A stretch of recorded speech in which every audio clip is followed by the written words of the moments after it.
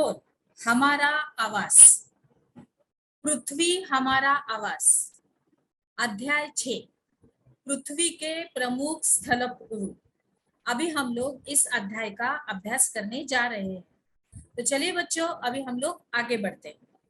हम लोग अभी देखते हैं कि हमने इसमें कुछ स्थल रूपों को जरूर देखा है जो हमारे पाठ्य पुस्तक चित्र क्रमांक 6.1 में दिखाए गए, और हम लोग वहां पे देख रहे हैं कि पृथ्वी की सतह सभी जगह एक समान नहीं है और पृथ्वी पर अगणित प्रकार के स्थल रूप है।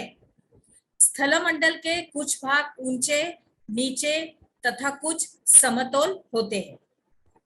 अभी ये स्थल रूप दो प्रक्रियाओं के परिणाम स्वरूप बनते हैं, और हम लोगों को ये देख के बहुत ही आश्चर्य होगा कि मैदान जिस पर हम लोग खड़े रहते हैं उसमें धीरे धीरे उसमें भी गति होती है। जैसे मिट्टी उड़ती, धूल के स्वरूप में उड़ती है, और वहां पे भी कुछ ना कुछ तो अनहोनी मतलब अलग अलग चीजें होती रहती है, और पृथ्वी के अंदर लगातार गति हो ही रही है। अभी प्रथम या आंतरिक प्रक्रिया के कारण बहुत से स्थानों पर पृथ्वी की सतह कहीं ऊपर उठ जाती है तो कहीं नीचे धंस जाती है।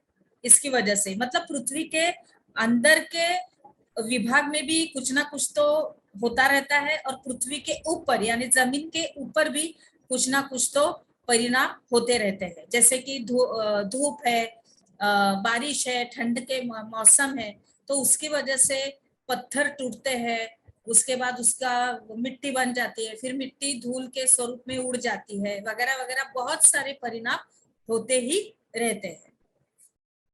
आगे देखते हैं। यहाँ पर हम लोग कुछ एक चित्र देख रहे हैं कि झील है, उसमें नदी है, वितरिका है, डेल्टा परिसर है, उसके बाद प्रायद्वीप, तट, मैदान, पर्वत, सब कुछ हमें यहाँ पे पर्वत श्रृंखला सब कुछ हम लोग यहाँ पर देख रहे हैं। आगे बढ़ते हैं बच्चों। अभी दूसरी या बाह्य प्रक्रिया स्थल के लगातार बनने एवं टूटने की प्रक्रिया है। अभी पृथ्वी की सतह के टूटकर घिस जाने को अपरदन कहते हैं। क्या कहते हैं? अपरदन। और अपरदन की क्रिया के द्वारा सतह नीचे हो जाती है तथा निक्षेपण की प्रक्रिया द्वारा इनका फिर से निर्माण होता है। ये दो प्रक्रियाएं बहते हुए जल, वायु तथा बर्फ के द्वारा ही होती है, और हम लोग विभिन्न स्थल रूपों को उनकी ऊंचाई एवं ढाल के आधार पर पर्वतों, पठारों एवं मैदानों में वर्गीकृत कर सकते हैं। अभी हम लोग देखते हैं पर्वत।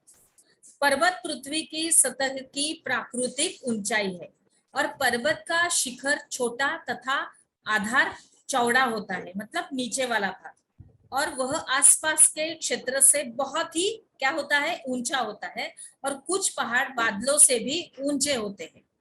और जैसे जैसे हम ऊंचाई पर जाएंगे वैसे वैसे जलवायु ठंडी ठंडी होती जाती है, यानी कि मौसम में भी वहां पे फर्क हो जाता है। जैसे हम लोग ऊंचाई पर चढ़ते जाते हैं तो वहां का मौसम ठंडा हम लोगों को महसूस होने लगता है। आगे देखते हैं।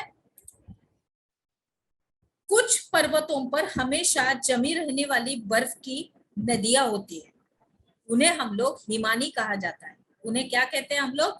हिमानी। यहाँ कुछ ऐसे भी पर्वत है जो समुद्र के भीतर है तथा जिन्हें हम लोग नहीं देख सकते। समुद्र के अंदर है तो वो हम लोग कैसे देखेंगे? तो इसके लिए हम लोग समुद्र के अंदर जो रहते हैं पर्वत वो हम लोग देख नहीं सकते, जो समुद्र के भीतर है। और कठोर जलवायु होने के कारण पर्वतीय उस क्षेत्रों में बहुत कम लोग निवास करते हैं, और वहां का धरातल खड़ी ढाल वाला होता है तथा कृषि योग्य भूमि की कमी होती है। मतलब क्या? जो समुद्र के भीतर है तथा जिन्हें आप और हम नहीं देख सकते। अभी पर्वत एक रेखा के क्रम में भी व्यवस्थित हो सकते हैं जिसे श्रृंखला कहा जाता है, और बहुत से पर्वतीय तंत्र समांतर श्रृंखलाओं के क्रम में होते हैं। अभी हम लोग आगे देखते हैं कि जो सैकड़ों किलोमीटर तक फैले होते हैं और हिमालय, आल्प्स तथा एंडीज क्रमश एशिया, यूरोप तथा दक्षिण अमेरिका की पर्वत श्रृंखलाएं हैं। अगर आप लोग चित्र क्रमांक 5.1 देखेंगे तो वहां पे आप लोगों को दिखाई देगा कि पर्वतों की ऊंचाई एवं आकार में भिन्नता होती है। अलग अलग उनका आकार रहता है, किसी का बड़ा ऊंचाई तो किसी का मध्यम आकार से, या तो फिर कोई छोटा इस तरह से रहता है, लेकिन उसमें भिन्नता होती है। अभी पर्वत 3 प्रकार के होते हैं, एक वलित पर्वत, एक भ्रतोंश पर्वत तथा ज्वालामुखी पर्वत।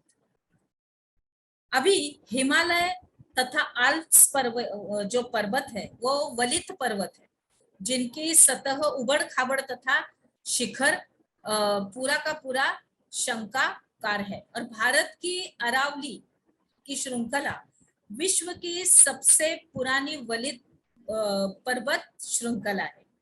और अपरदन की प्रक्रिया, ये जो प्रक्रिया होती है, इस प्रक्रिया के कारण यह श्रृंखला पूरी की पूरी घिस गई है।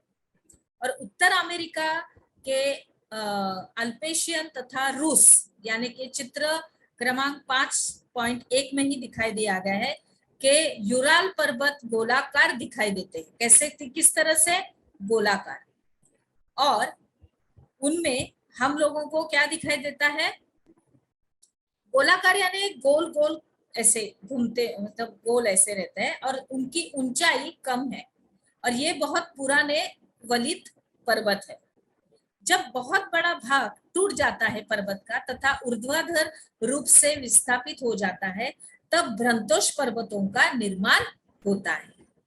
अभी ऊपर उठे हुए खंड को उत्खंड यानी हार्स्ट तथा नीचे धसे हुए खंडों को द्रोणिका भ्रंश यानी कि ग्राबेन कहा जाता है।